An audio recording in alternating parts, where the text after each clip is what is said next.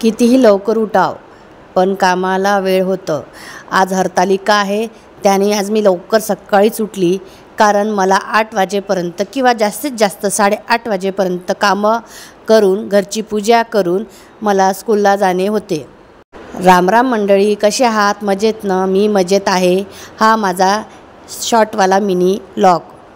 थोडी घाई होत आहे पण माझ्याकडे दुसरा पर्याय नाही। सासूबाईंची इच्छा होती की सकाळी तू पूजा करून स्कूलला जावी। मी असा विचार केला की ठीक आहे, रोज तर आपलं रूटीन तेच राहतं, आज त्यांच्या मनाने करावे। तर त्या बोलल्या सकाळी मी तुला मदत करणार। तर तसंच झालं। आम्ही दोघी सासू सुना सकाळीच उठलो आणि पहिले घरातले कामं केले, त्यानंतर पूजेला आम्ही सुरुवात करणार होतो। आपल्याला थोडंसं बरं वाटतं की आपण रोज घाईघाईनं सर्व कामं करतो, पण आज असा विचार केला की घरातली पहिले पूजा छान शांत मनाने करावी।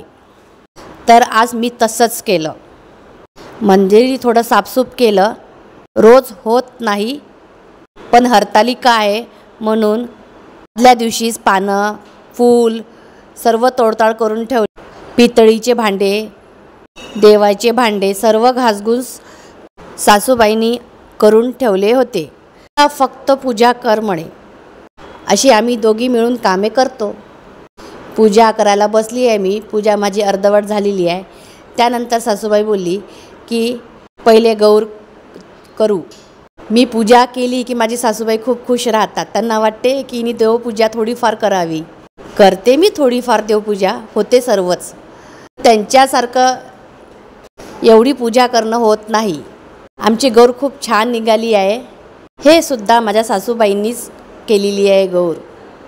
वाळूची जेव्हा पिंड करते ना तयार, तेव्हा काहीतरी म्हटलं जातं, ते सहज मी म्हणून बघत आहे। मुळापासून कथा सांगिते, घ्या तुम्ही ऐकून, घ्या तुम्ही ऐकून।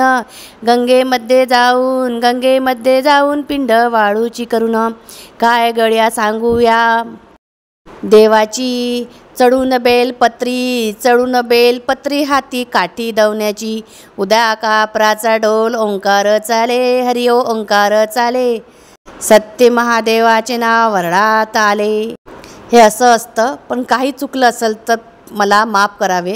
खूप वर्षांनी मी आठवण करून बोलली आहे। पूजेचं काही कार्य आपण जर करत असेल तर आपलंच मन शांत राहतं। हा हरतालिकेचा उपवास तर मी लग्नाच्या कितीतरी वर्षा अगोदरपासून करत आहे, मला आठवतसुद्धा नाही। या हरतालिकेला दिवसभर उपवास करावा लागतो, संध्याकाळी उसळ करावी लागते साबुदाण्याची। सवय होऊन जाते उपवास करायची, काही वाटत नाही। हे मी बनवलेलं आहे छान पार्वती हळदीची।